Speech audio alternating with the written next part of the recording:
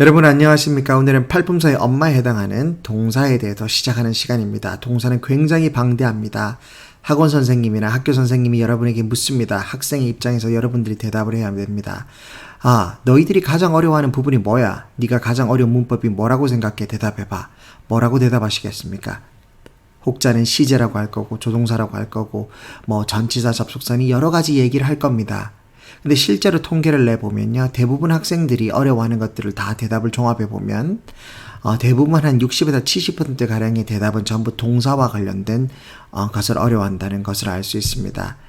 서점에 가도요, 문법책을 아무거나 꺼내보십시오. 서점에 진열되어 있는 문법책을 아무거나 꺼내서 목차를 보십시오. 목차를 보시면 실제로 동사에 관련된 페이지 수가 60%에서 70%에 이르는 책들이 대부분입니다. 아무리 적게 잡아도 반이 넘어요. 50%가 넘는데 실제로 제 개인 경험담이기도 합니다.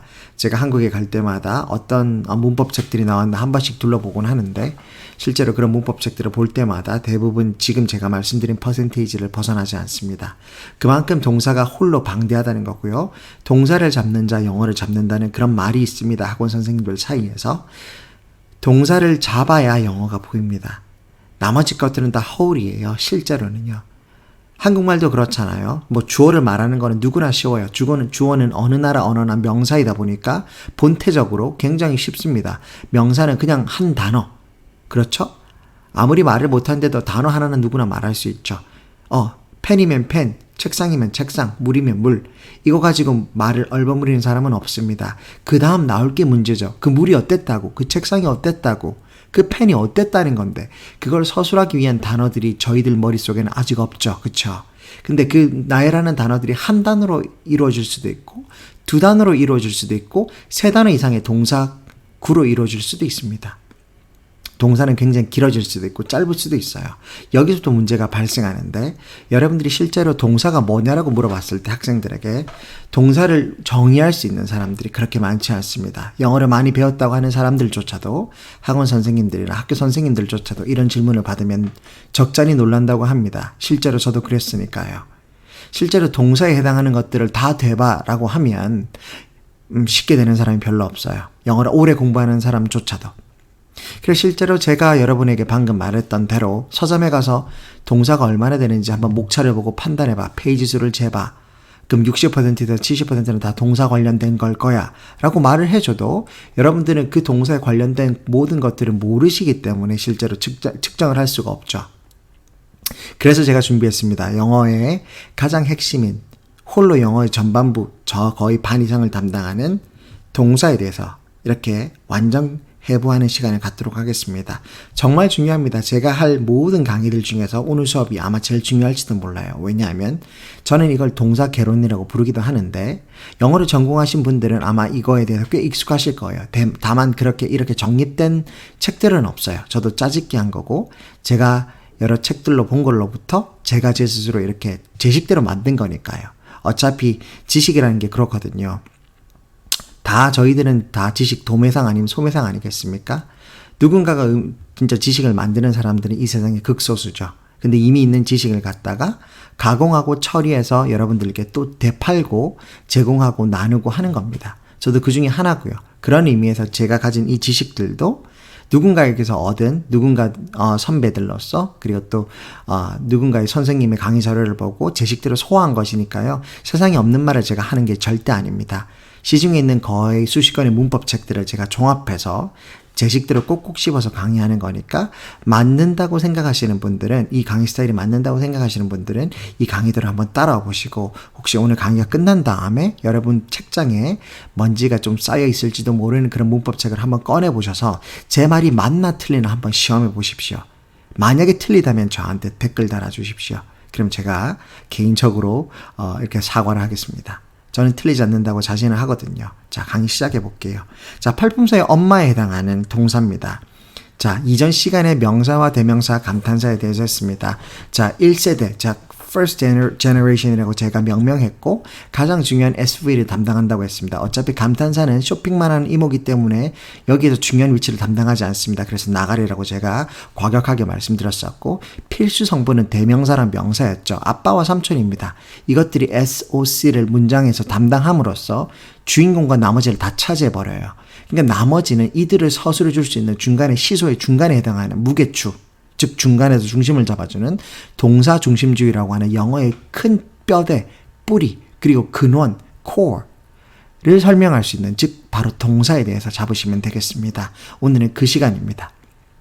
S와 D에 나올 OC에 대한 균형을 잡아주는 균형주의자, 영어의 모든 것을 설명해주는 수로를 담당하는 동사입니다. 자, 그래서 제가 엄마라고 했습니다. 아빠와 삼촌이 돈을 벌어오거나 맘모스 사냥해 해오면 엄마는 그걸로 살림살이를 해야죠. 음식을 요리하고 하듯이. 그렇죠? 그리고 자녀들을 먹여야 됩니다. 그게 살림살이죠. 그런 의미에서 동사는 정확히 가정의 엄마에 해당한다고 볼 수 있습니다. 자, 동사는 12가지를 알면 된다고 제가 말씀드렸습니다. 자, 명사 5개, 대명사 5개, 감탄사 2개. 총 더하면 12개입니다. 아이러니하게도 1세대에서 그 나머지의 총합은 동사의 합과 같습니다. 동사 역시 12가지입니다. 자, 보십시오. 총 12가지가 놓여 있습니다. 보실래요? 1, 2, 3, 5, 4. 보이시죠? 다 더하면 얼마죠? 12가 되겠습니다. 자, 이렇게 기억하시면 됩니다. 5, 5, 12, 2. 그렇죠? 자, 엄마가 그만큼 중요합니다. 홀로 이만큼 담당한다는 건데 이 숫자를 넘어서서 이 가중치, 동사가 가진 가중치는 이름 말로 표현할 수 없을 정도로 영어에서 대단합니다. 제가 가르치는 영어는 간단한 이론입니다. 정말 간단해요. 가중치를 돌아 영어에서 뭐가 더 중요하고 덜 중요한지, 더 중요하다면 얼마나 더 중요한지, 천장을 뚫을 정도로 중요한지 강조해야 될 게 있으면 저는 과감하게 많이 강조하는 편입니다. 필요 없다 생각하면 감탄사처럼 거의 설명을 하지 않습니다. 그렇죠? 마찬가지로 이 동사가 가지는 이 안의 모든 것들도 가중치가 조금씩 또 다릅니다. 무엇을 먼저 배워야 되고 그 다음 배워야 되고 그 마지막에 뭘 배워야 되는지는 정해져 있습니다. 이것을 중구난방식으로 일본식으로 그냥 나열하듯이 서술식으로 쭉 이렇게 가르치면 안 됩니다. 그럼 학생들은 오해를 해요. 수직선상에서 먼저 배우고 나중 배우고가 중요한 게 아니라 수직선상에서 배우기 때문에 학생들이 잊어버립니다. 그리고 뭐가 더 중요한지 뭘가 덜 중요한지 모르고 1년, 2년을 보내게 되죠. 그럼 영어 정복은 멀어진다 보시면 됩니다. 저는 과감하게 이게 더 중요하고 그 다음 중요하고 그 다음 중요하고 이건 몰라도 된다. 이런 식이라고 생각하시면 됩니다. 제 강의는. 자, 첫 번째 들어가 보죠. 각설하고 자, 들어가 봅니다. 자, 제가 여기서 말씀드리고 싶은 것 중에서 진화, 5, 구분 3, 파생 4가 있습니다. 여러분 추측해 보십시오. 무엇이 이 셋 중에서 가장 먼저 배워야 되는 중요한 것이겠습니까? 그리고 두 번째는요, 세 번째는요. 마음속으로 한번 대답해 보십시오. 자, 답을 얘기해 드릴게요. 제일 중요한 것은 이겁니다. 구분입니다. 그 다음 중요한 것은 무엇일까요? 진화입니다. 그리고 그 다음 중요한 것은 파생입니다. 4대 준동사라고 내가 언뜻 얘기했던 것 같은데 선생님 4대 준동사가 굉장히 중요하다면서요. 근데 이걸 왜 맨 마지막에 배우죠? 이렇게 생각하시면 됩니다. 영어는 뿌리를 찾아서 공부해야 돼요. 영어가 어디서 왔는지 제가 상인의 역사부터 설명을 했죠. 인문학이다 보니까. 근데 그 뿌리를 발견하는 데 있어서 발견된 순서, 그리고 발전된 순서, 그리고 맥을 잡아가는 순서들이 있습니다. 먼저 이거 파생부터 배워버리면요. 나머지 이 두 가지를 배우는데 지장이 있습니다. 대신에 이 순서대로 하나씩 찾고 들어가면 나중에 파생이라는 걸 설명할 때 훨씬 수월합니다. 다른 듯 하지만 이 순서대로 공부해야 영어의 맥을 잡아갈 수 있다는 거 그냥 기억해 두시기 바랍니다. 그래서 저는 이 순서대로 강의를 합니다. 만약에 여러분들이 가진 책 중 아니면 학원 강사 선생님이든 학교 선생님이 이렇게 설명하지 않는데도 어쩔 수 없어요. 어차피 영어는 어떤 교육이다? 도제식. 그렇죠. 스승을 누구를 만나느냐에 따라서 이렇게 길이 달라질 수 있습니다. 그 길이 어두울 수도 있고 밝을 수도 있지만 어쨌든 배우는 사람의 역량도 중요하지만 가르치는 사람의 역량도 굉장히 중요한 것이 바로 남의 말을 가르치는 것. 즉 외국어를 가르치는 데 중요한 역량이라고 볼 수 있습니다. 자, 시작해 봅시다. 그래서 오늘은 제가 개론이니만큼 크게 한번 맥을 잡아드리고 오늘은 첫 번째 구분에 대해서 완전히 정복하고 강의를 끝내는 시간 갖도록 하겠습니다. 저는 뭐 대본도 없고 이렇게 하다 보니까 주저리 말을 하다 보면 1시간도 넘는데 강의를 짧게 해줄 수 없냐는 이런 지적도 많이 받습니다. 죄송합니다. 제가 많이 부족해서 그건 부족 안 될 것 같고 꼭 필요한 말만 해야 되는데 말이 좀 빨라지는 경향도 있습니다. 발음도 씹히고 좀 이해해 주시고요. 꼭 해야 될 말로 여러분들께 보도받도록 하겠습니다. 자, 첫 번째입니다. 영어는 우선, 동사는 우선 구분부터 알아야 됩니다. 동사의 구분 들어보셨습니까? 학교에서 가르치는 선생님들도 있고 안 가르치는 선생님들도 있습니다. 저는 개인적으로 배웠습니다. 중학교 때 기억이 납니다.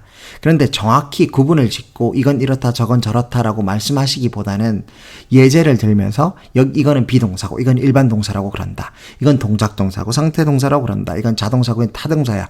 이렇게 적용하시는 선생님들이 더 많은 게 교육적 현실입니다. 자, 근데 요즘 배우신 제가 말하는 건 2000년 이후 21세기에 가르치는 선생님들을 보면 학원에서나 아니면 이렇게 강단에서 보시면 책을 쓰시는 분도 마찬가지입니다. 세련되게 가르치신다고 했죠. 이런 겁니다. 구분을 짓더라도 도표로 설명하시고 왜 중요한지 설명하는 선생님들이 부쩍 많아졌어요. 굉장히 좋은 현상이라고 저는 개인적으로 생각합니다. 저는 개인적으로 영어를 전공한 사람은 아니지만 영어를 잘 알고 좋아하는 사람으로서 그런 것들이 학생에게 굉장히 도움된다고 믿거든요. 반가운 소식이죠. 자, 그런 의미에서 저도 그 맥락을 같이 하겠습니다. 자, 영어의 동사에는 크게 3가지 구분법이 있습니다. 여러분 여기서 흔들리시면 안 됩니다. 동사가 수없이 많습니다. 그렇죠? 무슨 동사 지금부터 수없게 여기 표에 적힌 대로 제가 만든 대로 보게 될 텐데 절대 헷갈리지 마시라고 구분부터 지어드립니다. 이 맥만 잡고 가십시오. 첫 번째 구분입니다. 자동사와 타동사. 뭡니까? 첫 번째, 두 번째 시간에 설명했죠. 문장의 5형식에 나올 때 1, 2형식에 쓰이는 자동사, 그리고 3, 4, 5형식에 쓰이는 타동사라고 했습니다. 이것은 무엇의 유무로 갈리죠? 바로 목적어의 유무입니다. 이 타자가 남타자라 그랬죠. 동사 중심주의에 의해서 여기 누군가가 주인공이 있으면 여기는 상대방이 있어야 된다 그랬죠. 나와 상대방. 이 상대가 나에게서 나의 관점으로 봤을 때는 서양의 언어는 즉 상인의 조상이고 상인의 입장은 지극히 개인적인 거라고 했죠. 서양의 역사는 개인주의입니다. 그러니까 나를 위주로 세상이 돌아가는 거야. 그러니까 내 입장에서 봤을 때 1인칭인 나의 입장으로 봤을 때 you라는 건 상대방이고 이 상대방이 이 동사를 중심으로 반대편에 서 있는 겁니다. 바로 이것이 이 동사의 행위와 대척점에 서 있다 해서 남이다. 즉 뭡니까? 목적어라고 영어에서는 표현해 주는 겁니다. 그래서 I love you라고 대표적으로 기억하시면 됩니다. 내가 사랑한다 너를. 내가 너를 뭐 하는데? 동사한다고. 상대방인 겁니다. 그래서 이걸 목적, 즉 남타자라고 쓰죠. 남타. 한자입니다. 남타자. 그래서 남이 필요하다고 해서 이 동사를 뭐라고 부른다? 타동사라고 합니다. 그 반대로 자동사라는 말은 이 자자는 외우지 마십시오. 그냥 스스로 자자긴 한데 반대 개념이라 생각하시면 됩니다. 아예 목적어가 없다. 목적어 없으니까 스스로 자자, 그냥 자동사입니다. 그래서 1, 2형식에는 오라고 하는 목적어가 없고요. 3, 4 형식에는 오라고 하는 목적어가 공통적으로 있죠. 3형식 SVO, 4형식 SVOO, 5형식 SVOC. 그렇죠? 세 번째 단계가 다 오로 시작하잖아요. 그렇죠? 그래서 목적어의 유무입니다.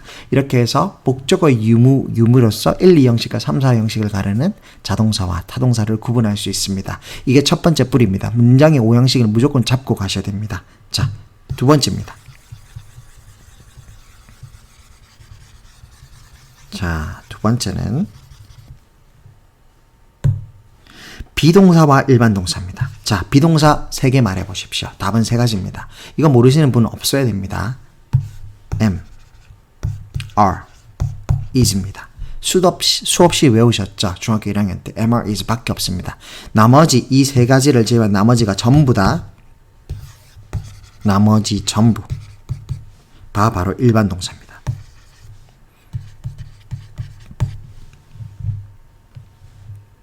비동사라는 말은 뜻이 뭘까? 라고 물어봤을 때 학생들이 선뜻 대답할 수 있는 사람도 별로 없어요. 왜? 우리 학교에서는 이걸 잘 배우지 않거든요. 그러니까 비동사, 이다, 있다 이렇게 배우는데 정확하게 배워야 됩니다. 무엇이다, 있다. 이 앞에 생략된 말이 있습니다. 상태이다, 상태에 있다라는 뜻입니다. 무슨 무슨 상태이다 또는 무슨 무슨 상태이다, 있다 라고 해석하셔야 됩니다. 비동사의 뜻은 이 두 가지밖에 없습니다. 그래서 비동사는 되다라는 뜻도 있다고 그러죠. 되다. 되다가 바로 이 맥락에서 같이 있는 겁니다. 무슨 무슨 상태이다. 나는 선생님인 상태이다. 그러니까 선생님이 되다. 되다라는 뜻은 확장 버전인 겁니다. 그러니까 이 뜻이 비동사의 사전에 뭐라 나오든 간에 해석을 하실 때는 반드시 비동사의 뜻이 뭐야라고 물으면 무슨 무슨 상태이다 또는 무슨 무슨 상태에 있다라고 해석하시면 됩니다. 나머지 일반 동사는 다 뜻이 다르죠. 그렇죠? eat, drink, 뭐 drive, study, 그렇죠? 다 뜻이 있습니다. 비동사와는 다르죠? 이 세 개를 제외한 건 나머지는 다 일반 동사라고 보시면 됩니다. 이렇게 해서 구분이 또 지어집니다. 자, 또 넘어갑니다. 이렇게 해서 동사가 두 번째 구분이 끝나고 마지막 세 번째 구분을 가셔야 됩니다. 세 번째는 상태 동사와 동작 동사입니다.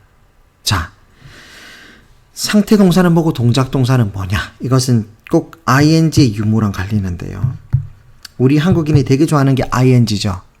영어를 어설프게 아시는 분들이 특히 ing를 되게 좋아합니다. 어떤 경우죠? 일반 동사 하나로 얘기해야 될 때 ing를 섞어서 그냥 일반 동사를 쓰는 겁니다. 가령 이런 거죠. 진행형으로 I study라고 해도 되는데 I am studying 이라고 하는 겁니다. 뭐가 그렇게 차이가 날까요? 그렇게 큰 차이가 나지는 않습니다. 다만 이제부터 제가 다음 시간에 알려드릴 이 시제라는 걸 공부하다 보면 이제 뉘앙스가 바뀌면서 큰 차이가 있다는 걸 느끼셔야 될 텐데 그냥 중급자까지는 그냥 그래도 됩니다 라고 제가 설명드리고 싶어요. 그래도 돼요. 그렇지만 이게 문법적 오류는 덜 할지 몰라도 엄격하게 얘기하면 시제를 배우고 나서라면 분명히 구분해서 써야 되는 것이었습니다. 그렇게 쓰지 못하는 분이 이 강의를 들으신다면 지금부터 제 말 잘 들으십시오. 상태 동사라고 하는 것은 말 그대로 동사가 상태에 있는 겁니다. 앞에서 말씀드린 비동사가 바로 상태 동사의 대표적인 예죠. 그 상태를 설명해 주는 겁니다. 무엇이다, 무엇이다 이런 것처럼요. 바로 형용사의 상태처럼요. 그리고 동작 동사는 ing가 가능한 겁니다. 즉 진행형, 소위 일본의 영문법 진행형이 가능한 겁니다. 사실은 진행형이 아니라 ing라고 하는 거는 다 현재 분사거든요. 여기 현재 분사가 ing입니다. 일본의 영문법은 ing 즉 분사에 대한 개념 자체가 모호했고 전무했다고 보셔도 됩니다. 당시 100몇십 년 전에는요. 그랬었기 때문에 그들이 분사를 이해하기에는 너무 시간이 오래 걸렸어요.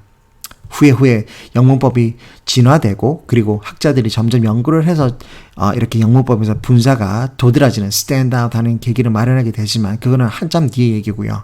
그 전에 일본 사람들이 메이지 유신 이후로 열심히 독해에 대한 저변을 넓혀가고 있을 때는 그 당시 학자들은 역시 분사를 이해하지 못하고 공식화 시키는데 급급했습니다. 왜? 빨리 시스템을 만들어서 해석을 해야 됐으니까요. 그래서 ing를 다 진행이라고 표현합니다. 진행형. 근데 사실은 진행형이란 말도 틀렸습니다. 진행이란 말이 없다고 했죠. 차라리 동작형이라고 말하면 더 맞습니다. 예를 들어 볼게요. it 같은 겁니다. 동작이죠. 동작. 동작에 ing를 붙으면 사실은 분사가 됩니다. 근데 분사의 뜻이 뭐냐면 뭐뭐 하고 있는 능동적으로 해석하면 되거든요. 이게 분사의 뜻입니다. 그러니까 그냥 eating 자체가 먹고 있는 이런 뜻입니다. 정확한 뜻이. 먹고 있는.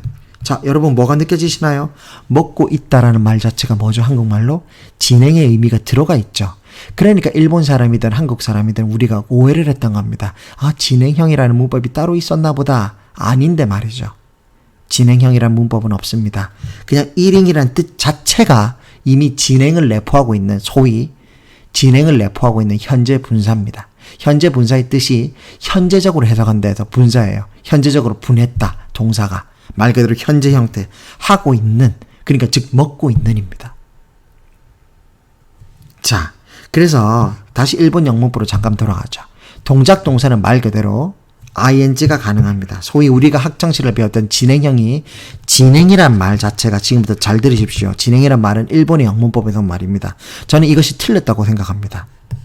이 말을 개량한다면 동작이라고 표현해야 더 맞습니다. 왜 동작 동사는 이미 존재하는 거거든요. 한자어를 우리나라 말로 풀이하면서 그리고 역시 일본 사람이 한자어를 급급하게 만들어내면서 용어를 만들어내면서 혼선을 준 겁니다. 차라리 일본화 시켜서 동작이라고 했으면 애초에 100년 전에도 혼란이 없었을 텐데요.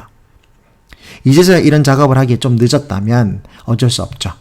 여러분들이 감내해야 되는 건데 그래도 제 강의를 들으시는 만큼 이렇게 이해하시면 된다는 거 알려드립니다. 진행형이란 말은 동작형이랑 같다는 말입니다. 아시겠죠? 지금도 그렇게 아시면 됩니다. 진행형 이꼴 동작형이란 말입니다. 즉 ing죠. ing. 자, 보십시오. 동작 동사는 말 그대로 동작을 설명해주는 동사입니다. 먹다, 마시다, 운전하다. 다 동작이죠. 자, 선생님, 그러면 헷갈리는 게 있습니다. 자, 그럼 상태 동사부터 설명을 하고 이 헷갈리는 걸 얘기해보죠. 맞아. 그럼 상태 동사는 뭐 어떤 것들이 있습니까? 자, 아까 말했던 비동사도 상태 동사의 일종이고요. 자, 동작이 아니라 이미 존재하는 그 상태에 대해서 동사로 설명할 수도 있어요. 뭐가 대표적이죠? know. 보십시오. 안다. 안다는 동작입니까? 상태 동사입니까? 동사 일반 동사 중 하나인데 뭡니까? 상태 동사라고 부르는 거예요. 왜? 이미 알고 있는 상태를 설명해 주니까요. 이걸 동작이라고 생각해서 ing를 붙일 수 있을까요? 없을까요? knowing이란 말 들어본 적 있습니까? 문법적으로는 생각하지 마시고 이런 단어가 있습니다. 분사에 있습니다. 분사에. 그렇지만 knowingly라든지 그쵸? 본 적 있을 겁니다. 있는데 제가 지금 그거 얘기하는 거 아니에요. 그냥 동사로 봤을 때 알다에다가 ing가 붙을 수 있냐는 문법적 개념을 설명하는 겁니다. 없다고 대답하셔야 됩니다. 왜냐하면 동작 동사는 it 같은 거는 먹다 ing가 붙는데 이거는 붙을 수 없어요.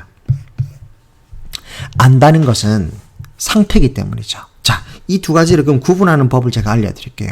이게 바로 헷갈리는 부분이거든요. stop을 붙여보십시오. stop. 멈춰봐라. 동작은 멈출 수가 있어야 되죠. 그쵸? 그러니까 eating에 stop 붙여보자. stop eating 말 되죠. 먹는 걸 잠깐 멈춰봐. 그러면 다시 5분 뒤에 다시 먹으면 돼. 그리고 다시 재개가 가능합니다. 다시 해봐. 할 수 있죠. 말하는 거 잠깐 멈춰봐. stop talking 멈춰봐. 1분 뒤에 다시 말해. 다시 할 수 있죠. 반면에 know라는 상태를 보십시오. 네가 이미 알고 있는 건 5분 동안만 멈춰봐. 그런 사람이 있을까요? 세상에? 구구단을 나는 이미 알고 있는데 초등학교 1학년 때 구구단을 외워서 이미 알고 있는데 누군가가 멈추라고 했다고 5분 동안 구구단이 까먹어집니까? 내 머릿속에서 지워집니까? 그리고 3분 뒤에 다시 기억이 납니까? 아니죠. 러브는 어때요? 사랑하다. 이것도 상태 동사입니다. 왜? 동작이 아니라 사랑하는 상태를 설명해주는 동사이기 때문이죠. 그 loving이 됩니까? 안 됩니까? loving you라는 말이 있죠. 됩니다. 이런 단어가 있어요. 근데 이거는 분사라는 거예요. 아시겠죠? 저는 지금 동사에 대해서 설명하는 거예요. 다르죠? 동사의 개념을 설명할 때 이 love에 ing가 붙을 수 있다? 그러니까 사랑하고 있는 중이다 라고 표현하는 게 가능하다? 안 가능하다? 가능하다고 말하시면 안 됩니다. 안 됩니다. 왜? 이건 상태 동사니까. 문법적으로 안 된다고 하셔야 됩니다. 왜 안 될까요? stop loving 해보십시오. 사랑하는 것을 당신이 부모님을 사랑하고 친구를 사랑하고 형제 자매를 사랑합니다. 5분만 사랑하다가 멈췄다가 사랑하기를 멈추었다가 다시 5분 뒤에 다시 재개가 가능합니까? 그런 게 어디 있습니까? 그게 사랑입니까? 그런 게 없죠. 상태라는 개념 자체가 그렇습니다. 이미 존재하는 원론적인 이게 철학적 개념입니다. 여러분 잘 새겨 들으세요. 이런 개념 자체가 상태를 설명하는 건데 이미 거기 있는 것, 이미 거기 존재하는 것에 대한 것을 부정하고 멈추고 다시 재개시키고 이건 불가능한 겁니다. 반면에 동작이라고 하는 것은 역동적인 것이죠. 이미 없던 것을 진짜 지금 먹고 있는 행위로 만들었다. 그 먹고 있는 그 행위 자체를 멈추었다가 다시 할 수는 있죠. 그러니까 이 두 개는 철학적 개념 자체가 원론적으로 다른 겁니다. 이미 본래적으로 존재하는 것과 이미 존재하지 않는데 이미 막 생겨나서 했다가 그만했다가 해도 되는 행동을 말하는 거죠. 이미 이 두 가지는 다른 거라는 거. 그래서 상태 동사는 ing가 붙을 수 없고 동작 동사는 ing가 붙을 수 있다는 그 정도만 아시면 됩니다. 나중에 이것은 현재 분사할 때 하시고 또 여기 시제할 때 제가 또 설명드릴 겁니다. 그래서 이걸 먼저 하는 겁니다. 왜 양쪽이 걸쳐 있죠? 구분을 먼저 하셔야 본태적으로 그리고 본래적으로 그 맥을 잡는 데 무리가 없으십니다. 자, 이로써 마침내 세 가지 동사의 구분이 모두 끝났습니다. 여러분 아시겠죠? 자, 이렇게 구분의 세 가지가 끝나면 동사는요. 그 다음 단계 구분 다음에는 이걸 날리고 진화로 가셔야 됩니다. 그리고 오른쪽은 파생이라고 했는데 벌써 이게 1번 루트입니다. 그리고 이건 2번 루트입니다. 자, 1번이 먼저, 2번이 먼저, 1번이 먼저입니다. 당연히 1번이 먼저 진화의 길을 선택했거든요. 영어가 1000년 넘게 진화를 해온 겁니다. 고대 영어 제 지난 영상이 있습니다. 제가 비록 녹음은 잘 못했지만 초짜일 때 해서 지금도 못하지만 고대 영어, 중세 영어, 근대 영어가 있습니다. 어쨌든 고대 영어부터 영어가 이제 능동적으로 여러 가지 언어를 받아들이고 수용하고 앵글로색슨족이든 뭐 여러 가지 말을 받아들이기 시작할 때부터 영어는 진화를 거듭합니다. 진화의 산물들이 바로 전치사기도 하고 접속사기도 하고 막 수많은 단어들이 본래적으로 계속 생겨나기 시작합니다. 근데 그 단어와는 별개로 동사 뿌리만 잡고 봐도 동사가 진화를 하기 시작해요. 이 순서대로 발달했다는 거죠. 그러니까 이 순서가 진수대로 발달했다는 어떤 문법책에도 나오진 않습니다. 이건 제가 그냥 연구해서 밝혀낸 거니까요. 근데 이게 뭐가 더 중요하다 덜 중요하다 그런 걸 떠나서 제가 여러 가지를 두고 이렇게 제 자신을 두고도 시험해 봤더니 이 순서대로 공부하는 게 맞더라고요. 이 순서대로 해야만 반드시 동사가 머리에 하나로 일원화돼서 나옵니다. 어떤 순서냐면 바로 이런 거죠. 진화를 한 순서가 바로 이런 겁니다. 자, 여기 동사의 구분이 보이죠. 이 동사라는 6가지 보십시오. 동사라는 말이 이렇게 많죠. 근데 마지막에 동사 하나가 또 더 나와야 돼. 바로 조동사라는 겁니다. number 7입니다. 1, 2, 3, 4, 5, 6, 7입니다. 7번째 동사라는 말이 나오는데 이 7번째는 앞에 나왔던 6가지를 보조해 준다고 해서 보조할 조자. 바로 조동사입니다. 조력자 할 때 그 조자예요. 보조할 때 그 조자입니다. 자, 얘들을 보조해 주는 거예요. 어떻게 보조해 주느냐? 말 그대로 이런 것들을 본동사라고 하는데요. 문법책에는 본동사라고 표현한 책들이 더 많으니까 제가 이렇게 표현할게요. 본래 동사, 근본이 되는 동사. 우리나라 말로 따지면 어간, 뿌리가 되는 동사. 그렇죠. 어근인가? 어근이 되는 동사라고 보시면 됩니다. 뒤에 엄이나 이래 붙는 말들이 아니고 바로 본래의 뜻이죠. 이런 것들을 나타내기 위해서는 앞에 뉘앙스를 결정해 주는 것들이 필요하거든요. 여러분들이 잘 아시는 can, may, 뭐 could, will, would, shall, should 뭐 이런 것들, had better 이런 것들이 must, have to 이런 것들이 전부 다 조동사인데 여기 포함됩니다. 얼추 한 12개가 되거든요. 12개 정도. 플러스 마이너스 1, 2를 할 수 있습니다. 그러나 보통 문법책들을 보면 11개에서 12개를 예로 드는데 문법책마다 대동소이합니다. 근데 저는 대충 한 11개, 12개를 말씀드릴 거예요. 그 개수가 중요한 건 아닙니다. 그건 매개 벗어난 거니까 설명하지 않을게요. 대신에 이 조동사가 무엇을 의미하는지 어떤 의미로 접근해 하셔야 되는지 제 강의를 끝나고 나서 어떻게 검색을 해서 어떻게 공부해서 본인의 머리에 넣어야 되는지 제가 길라잡이를 드릴 겁니다. 아시겠죠? 조동사를 배우면 뉘앙스가 결정됩니다. 조동사는 뉘앙스를 결정하는 거거든요. 자, 빠르게 짚고 넘어갈게요. 결국에는 다음 시간에 바로 진화에 대해서는 자세히 할 거니까요. 자, 조동사는 뭐다? 말의 뉘앙스를 결정합니다. 현실과 가상의 영역을 넘나드는 이 세계에서 뉘앙스를 결정합니다. 얼추 신호등과 같은 거예요. 빨간불이면 멈춰. 파란불이면 전진하시오. 가도 됩니다. 노란불이면 위험할 수도 있으니까 주의를 요합니다. 곧 빨간불이 될 것 같으니까 멈출 수 있으면 멈추시오 하는 신호등과 같아요. 배로 따지면 조타와 같아요. 배를 어디로 키를 잡고 왼쪽으로 갈지 우현으로 오른쪽으로 돌릴지 아니면 직진을 할지 아니면 멈춰서서 방향전환을 할지 회전을 할지 그런 것들이 바로 조동사에 나타납니다. 왜? 조동사는 키를 쥐고 있는 뉘앙스예요. 왜? 본래의 뜻은 이 본동사들이 다 쥐고 있으니 얘들이 주인공이라면 이 주인공들이 받쳐주는 조연들 있죠. 조연들이 맛깔나게 연기를 잘해야지 그 드라마의 분위기가 살죠. 조연들이 연기를 어둡게 하면 어두워질 것이고 물론 주인공도 중요하지만요. 조연들이 맛깔나는 장면을 맛깔나게 해줘야 돼요. 그렇죠? 이러한 뉘앙스나 분위기를 크게 결정짓는 것들이 바로 조동사라고 보시면 됩니다. 현실과 가상의 세계라는 것이 바로 키워드예요. 자, 넘어갑니다. 그래서 조동사를 정복하시면 그 다음 뭘 하셔야 되냐. 바로 이어서 시제라는 걸 배우셔야 됩니다. 그래서 조동사가 12가지 정도 배운다면 시제 또한 우연찮게도 또 12가지입니다. 총 동사도 12가지인데 우연히 일치로 계속 10이라는 숫자가 겹치죠. 시제도 12가지입니다. 자, 단순 시제, 즉 기본 시제라고 하고 완료 시제. 그렇죠? 현재 완료, 과거 완료, 미래 완료. 그리고 진행 시제. 그리고 이 두 개를 짬뽕한 완료 진행 시제까지 각각 3개씩 있습니다. 현재, 과거, 미래, 현재, 과거, 미래, 현재, 과거, 미래, 현재, 과거, 미래. 그래서 3 곱하기 4는 12, 12가지입니다. 제가 시제 파트에서 자세히 설명드릴 겁니다. 시제의 의미는요, 말 그대로 시간입니다. 시간. 시간을 나타낸다는 거예요. 시간을 절대적으로 나눌 수 있는 사람은 이 세상에 존재하지 않지만, 그럼에도 불구하고 철학적 개념에 있어서는 내가 현재 존재하는, 그렇죠? 현재가 있고요. 지금 내가 말하고 있고 강의하는 이 시간, 여러분들이 제 말을 귀 기울여 듣고 있는 이 시간이 바로 현재라면, 이미 들었던 거, 나를 지금 기점으로 해서 이미 벌어진 일은 전부 다 과거가 되죠. 자, 과거가 있을 것이고, 아직 일어나지 않은 일, 10분 뒤에 일어날 일들은 다 미래겠죠. 10초 뒤에 일어날 일도 미래입니다. 나의 기점, 즉 현재 기점에서 이전이면 과거고, 그보다 뒤에 아직 일어나지 않은 일은 미래입니다. 그래서 크게 3가지로 나누는 겁니다. 이렇게 해서 시제가 있고, 그래서 조동사를 배운 다음에 시제를 해야 되는 이유가 바로 이겁니다. 조동사가 방향타를 지고 있어요. 신호등과 같다면 시제는 바로 여기다 엔진을 달아주는 겁니다. 자, 방향은 잡았어. 방향은 바른 방향으로 잡았다고 칩시다. 오른쪽으로 돌 거야. 그럼 오른쪽으로 가려면 이제 추진력이 필요하죠. 움직여야 될 거 아닙니까? 바로 이 시제가 부스터를 달아줄 겁니다. 자, 부스터를 달게 되면 마지막, 조동사와 시제가 합해지면 마지막 최종 단계인 법이 탄생합니다. 이 법이라는 말은 뭐냐면 직설법. 말 그대로 우리가 현재 말하는 I am a student. 나는 학생이다. 딱 직설적으로 말하는 거죠. 그리고 명령법도 있습니다. 뭐 이건 중요한 거 아닙니다. 책마다, 문법책마다 다 다르게 정의하고 다르게 서브 텍스트를 달기 때문에 이거 중요한 거 하나도 아니에요. 여기서 진짜 중요한 거는 법 중에서 마지막 가정법입니다. 가정법은 공통입니다.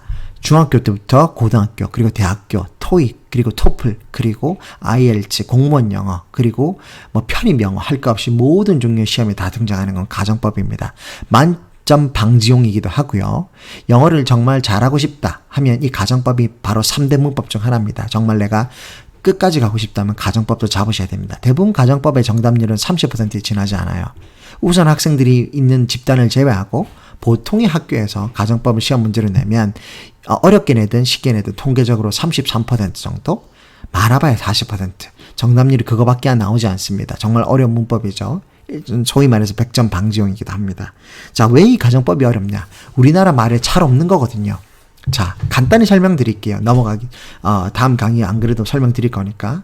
상인이 조상이라고 했습니다. 제가 제 모든 강의에서 한 번씩은 등장하죠, 적어도. 서양인의 조상은 누구다? 상인이다. 유럽인의 조상, 즉 서양인의 조상 자체가 상인이다. 지중해 나라에서 중개무역을 하던 크레타인, 즉 상인이다. 이 상인들은 상인들의 마인드를 이해를 해야 되겠죠. 뭡니까? 내가 물건을 파는데 거래를 할 겁니다. 며칠 몇 날 몇 시에 정해진 시간 정해진 장소에서 물건을 교환하기로 했다.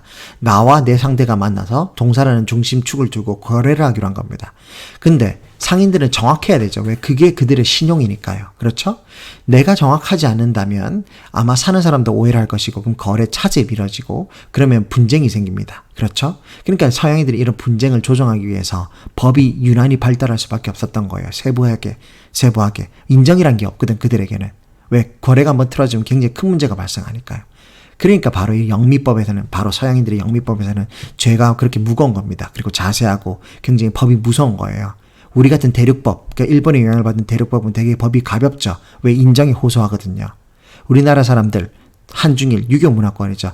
그럴 수 있어. 애들끼리 싸울 수도 있지. 그렇죠? 그러니까 형량이 낮은 겁니다. 촉법, 전염법, 뭐 그런 것들에서 형량이 낮은 이유가 바로 대륙법 때문이고, 영미법은 서양인의 조상이 상인이었기 때문에 그들의 마인드 자체가 개인주의고 뼛속까지 이윤을 추구하는 행위입니다. 내가 이득을 봤으면 무방한데 불이익을 봤다. 못 참는 거죠. 눈 돌아가는 겁니다. 그러니까 법이 무거울 수밖에 없고 굉장히 심할 수밖에 없는 거예요. 법이 무서워서라도 법을 잘 지키게끔 만들어 놓은 것이 바로 서양의 나라들입니다.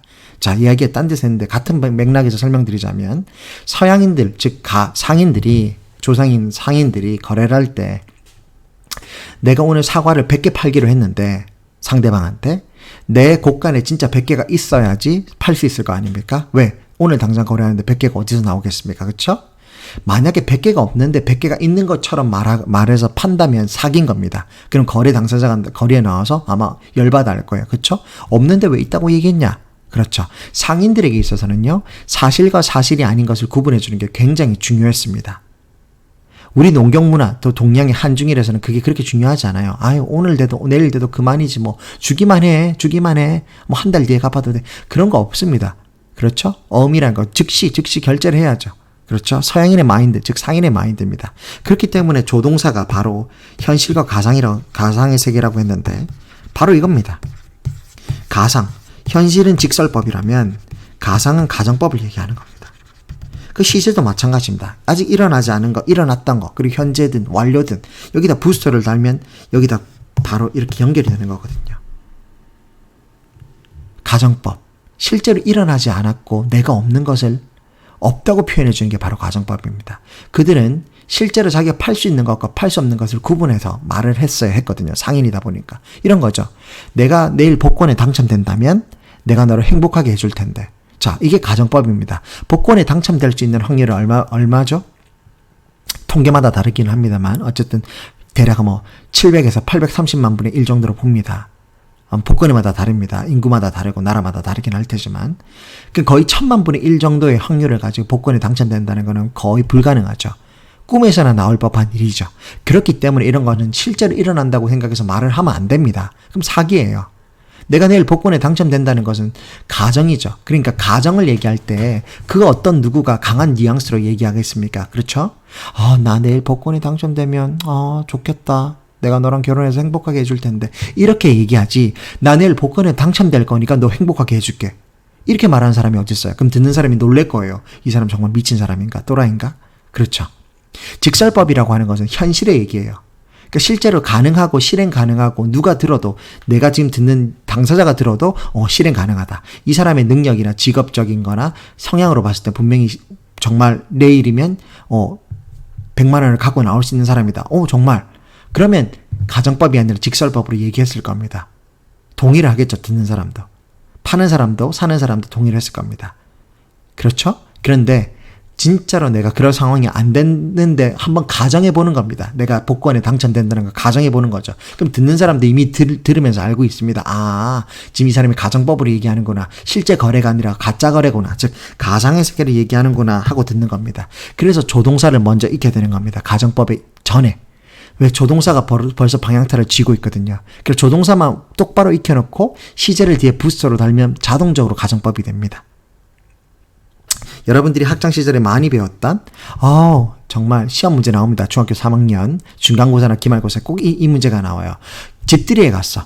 집들이에 갔는데 학생이 그래요. 선물을 사가는 거죠. 집들이에 빈손으로 갈 수가 없으니까. 그러니까 그 집 주인이 이럽니다. 집들이 하는 주인이 뭘 이런 걸 가지고 왔어. 그냥 오지. 그냥 와도 되는데. 이 영어로 어떻게 할까요?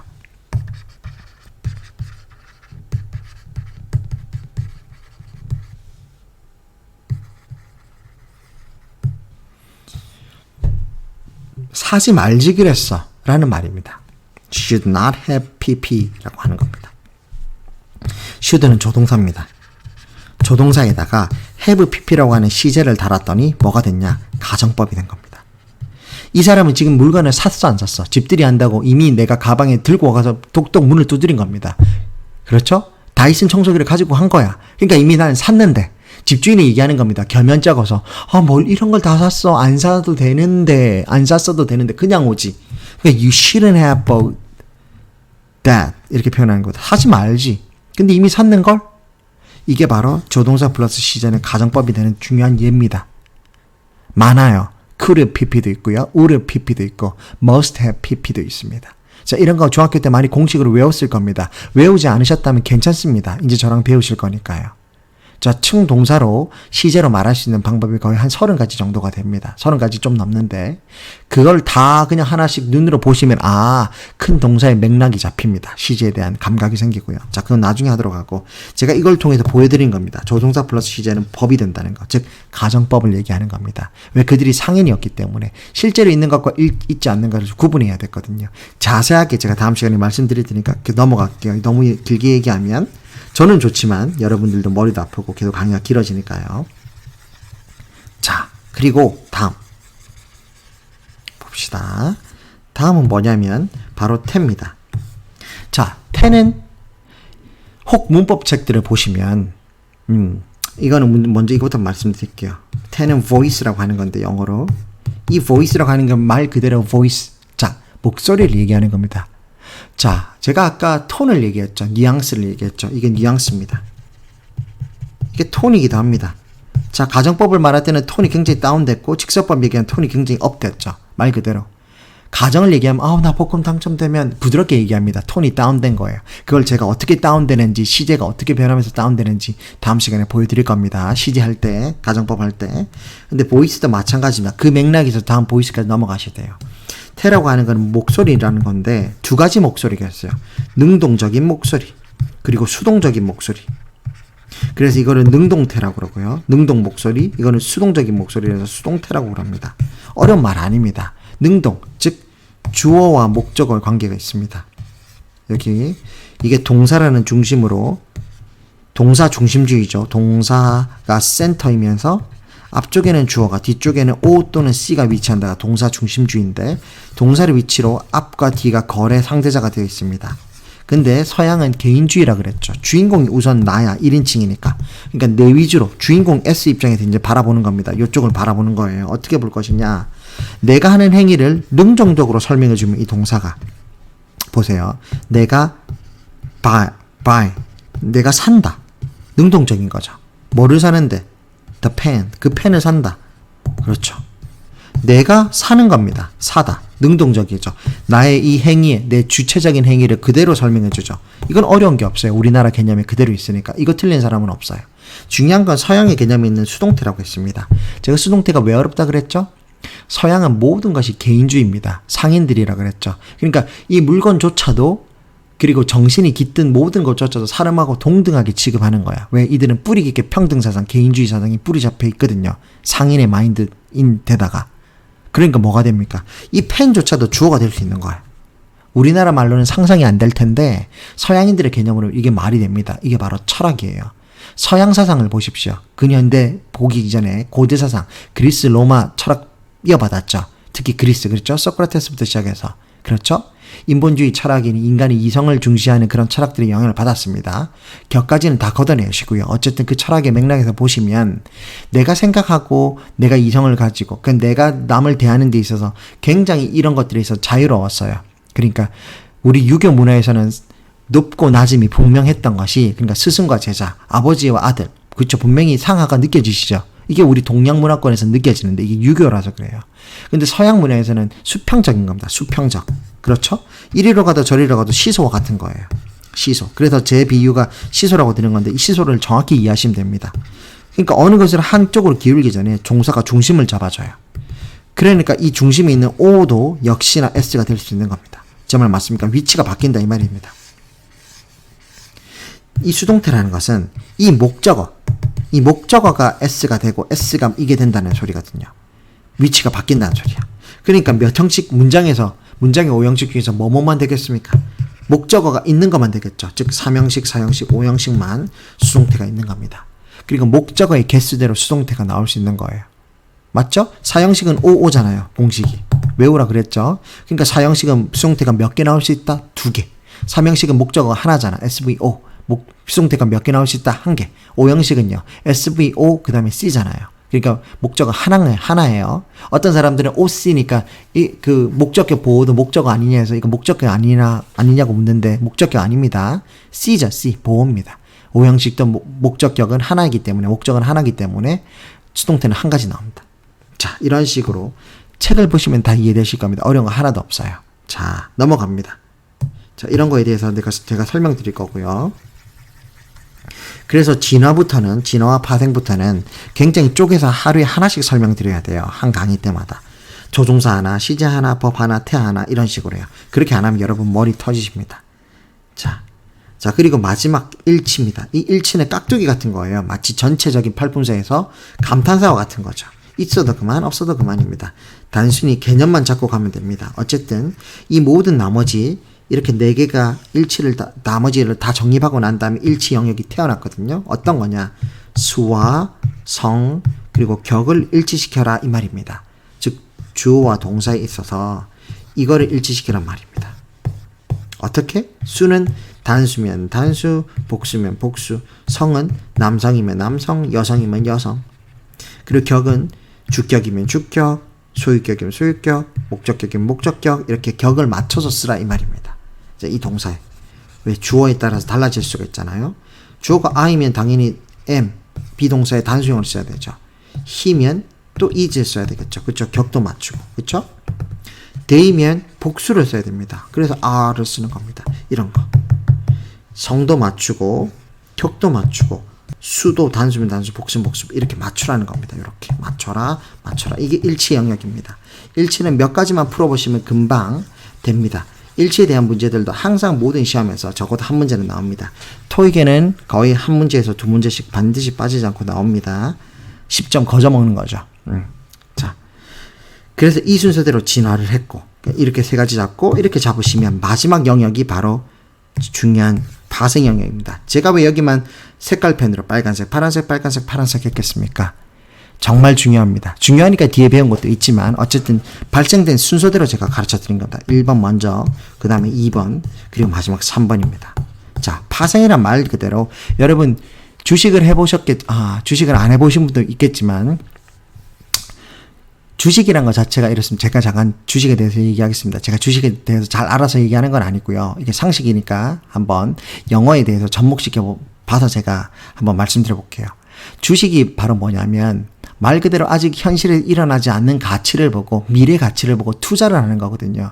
투자와 투기가 다른 건 여러분들이 아실 거니까 굳이 설명 안 드리겠지만 미래 가치를 보고 내가 있는 자원에서 끌어다가 여기 이 회사에다가 건전하게 내 돈을 맡기는 겁니다. 이 회사가 커지고 성장할 거라는 전제하에서요. 망할 회사, 상장 폐지될 회사에 내 돈을 주는 사람은 없습니다. 그렇죠? 마찬가지입니다. 이게 파생이라는 것 자체가 금융상품 중에서 파생상품이 있거든요. 내가 이건 좀 위험하긴 한데 어쨌든 여기서 파생된 상품을 팔면 수익이 많이 날 수도 있어. 그리고 어쨌든 뭐 여러 가지 기존에 있던 진화로 인해서 이런 상품들을 다 팔아먹었다면 이제 파생 상품도 알아야 되는 겁니다. 이런 것들이 바로 이제 금융 주식시장에 있으니까요. 그러니까 이런 것들을 하면 뭐가 좋으냐면 그만큼 고수익을 기대할 수가 있죠. 그리고 어쩔 수 없이 생겨난 면도 있습니다. 어차피 사람의 그 미래가, 그리고 주식의 미래가, 이런 상황들의 미래가 점쳐질 경우를 여러 가지 경우의 수로 봤을 때 분명히 여러 가지 시나리오가 나올 수가 있거든요. 그런 맥락에서 나온 상품이라고 보시면 되는데 제가 이 얘기를 왜 하냐면 정확히 이 4대 준동사, 그러니까 제가 지금 먼저 답을 얘기했네요.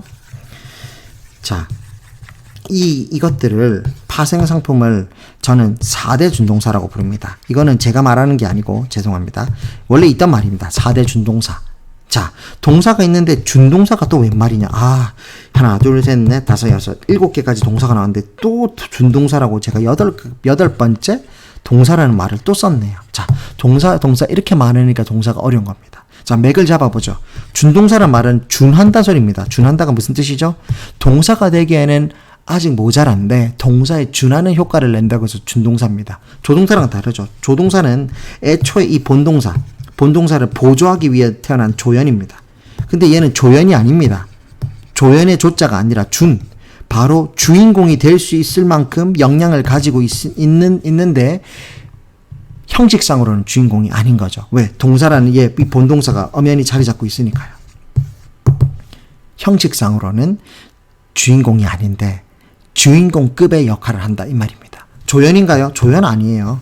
이거는 주연이라고 봐야죠. 근데 형식상으로 타이틀은 주연이 아닌 서브 주연의 타이틀을 달고 있는 것과 같다. 이렇게 비유하시면 됩니다.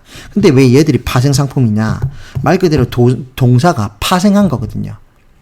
무슨 말이냐면 정확히 이 말이 정확한 설명이지 싶습니다. 자, 지금부터 제가 하는 이야기는 약간의 동화 같은 이야기이긴 한데 제가 지어낸 얘기입니다. 가려서 들으셔도 됩니다. 가정 안에서 동사가 처음에 이제 아빠가 밖에서 돈을 벌어 나옵니다.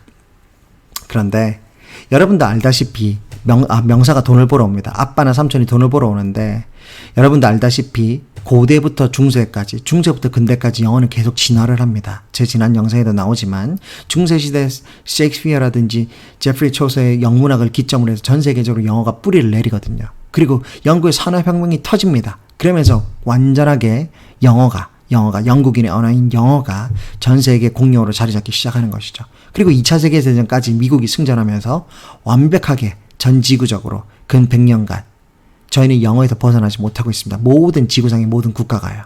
자, 이게 영향의 테리토리 지배력이라 본다면, 자, 수없이 영어가 진화하면서 가장 힘들었을 팔품사 중에서 가장 힘들었을 구성 요소, 그러니까 가족 구성을 한번 대보십시오라고 한다면 저는 단연코 명사라고 얘기할 겁니다. 명사요.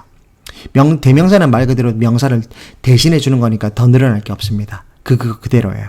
제일 어려운 건 명사입니다. 왜 명사일까요? 고대에는 1000년 전에는요. 선풍기라는 단어가 있었습니까? 없었죠. 중세를 지나서 중세 시대에는 핸드폰이라는 단어가 있었습니까? 셀피라는 단어가 있었습니까? 증기기관이라는 단어가 있었습니까? 컴퓨터라는 단어가 있었습니까? 스크린이라는 단어가 있었습니까? 없었죠. TV라는 단어가 있었습니까? 없었죠. 모든 것이 인류가 진화하면서 문명의 산물로 새로운 단어가 태어난 거죠. 그게 바로 단어입니다. 그래서 바로 이거 웹스터 사전이라든지 영국의 저명한 사전들은 해마다 그리고 주기적으로 새로운 단어를 업데이트 시키죠. 그럼 몇 년 전에는 셀피라는 단어도 등재되고, 그렇죠? 한국어의 단어가 뭐 고유명사가 등록되기도 하고, 이게 대단히 영광스러운 일이기도 하거든요. 발자취를 남겼다는 거니까. 이런 식으로 명사가 제일 먼저 생겨납니다.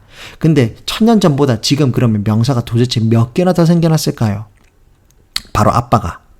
그러면 여기서 문제되는 게 여기서 그치지가 않습니다. 뭐가 문제냐? 명사인 아빠가 늘어나면 명사를 졸졸졸졸 따라다니면서 명사를 수식해줄, 그 컴퓨터를 수식해줄 말이 필요하잖아요. 핸드폰을 수식해줄 말이 필요하잖아요.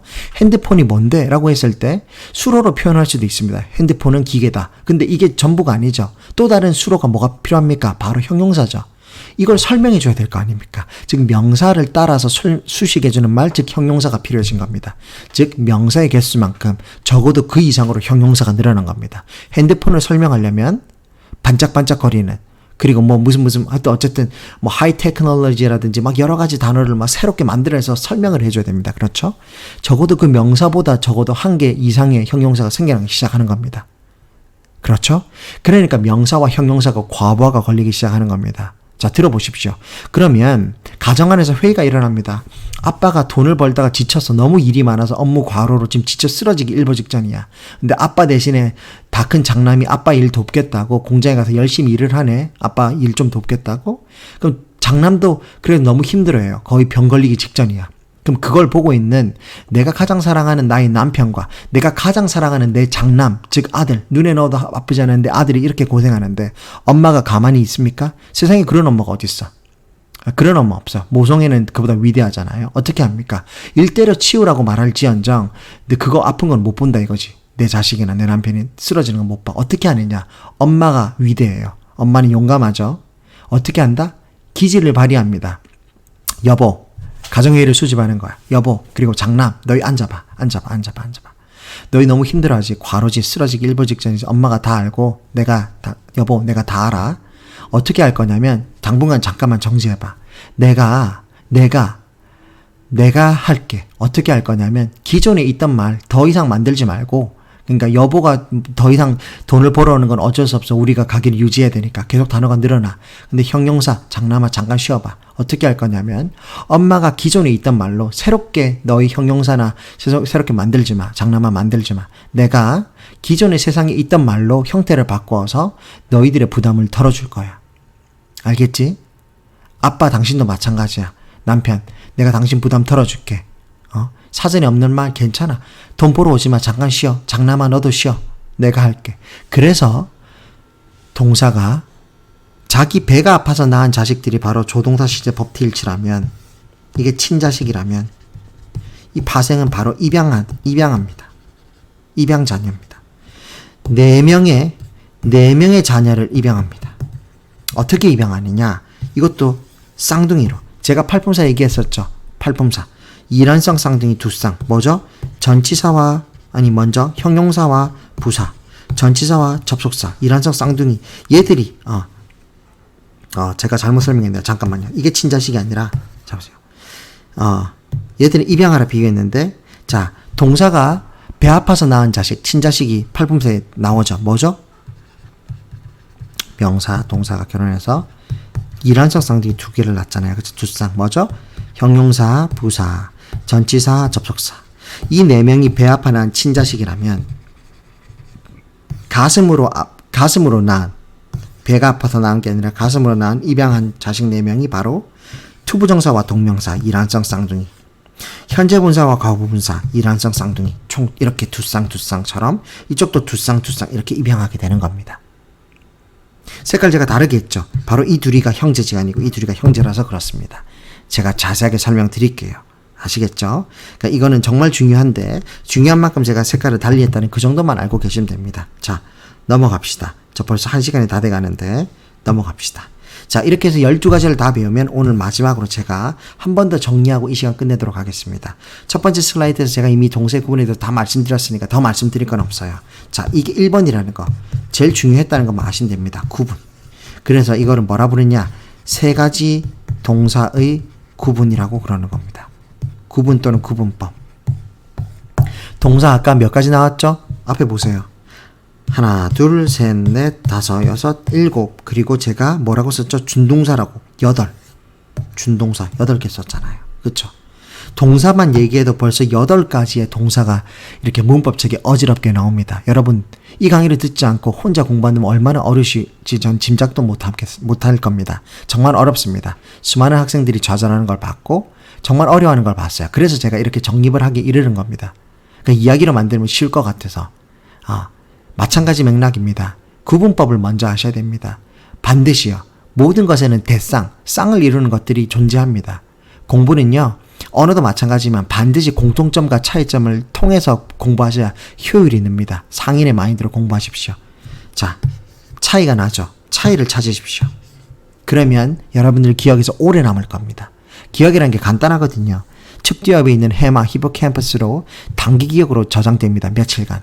이거는 기억력에 따라서, 사람의 머리에 따라서 좋은 사람은 빨리 더 많이 오래 기억할 것이고 나쁜 사람은 좀 더 빨리 잊혀질 겁니다. 그럼에도 불구하고 노력은 인간을 배반하지 않는다는 이게 무슨 증명이냐면 반복돼서 짧은 시간 안에 자극을 반복하시면 측두엽에 이 해마에 저장됐던 단기 기억들이 전두엽으로 넘어가서 영구적인 기억으로 저장됩니다. 마치 어린아이가 아빠, 엄마를 100번, 200번 듣고 말하다 보면 그게 언제부턴가 자연스럽게 개념하고 말하고 이어지는 것처럼요. 그렇죠? 생각하지 않아도 나오는 겁니다. 그게 바로 장기 기억이라는 거예요. 그렇죠? 이게 기억에 이런 법칙들이 있습니다. 그런 것도 제가 시간 나면 한번 소개해드리는 걸로 하죠. 왜냐하면 이게 암기하는데 굉장히 좋은 법칙이거든요. 망각의 기억곡선 법칙 같은 거예요. 기억의 망각곡선. 하여튼 이름은 그런 것들인데 알면 도움이 되니까요.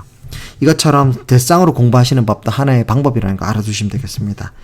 자, 타동사는 목적어가 있고 자동사는 목적어가 없고 비동사와 일반 동사는 MR, is와 나머지 전부라는 거. 상태도와 동사는 아까 말했던 대로 stop이라는 거 외쳐보시면 됩니다. 멈출 수 있으면 동작이고 멈출 수 없으면 상태인 겁니다. 자, 철학적 개념이라고 제가 설명드렸습니다. 왜 철학이 들어가야 되냐? 언어는 인문학이기 때문입니다. 인문학의 꼭대기는 뭐가 있을까요? 바로 철학입니다. 소크라테스, 플라톤, 아리스토텔레스로 이어지는 그리스 철학 있죠.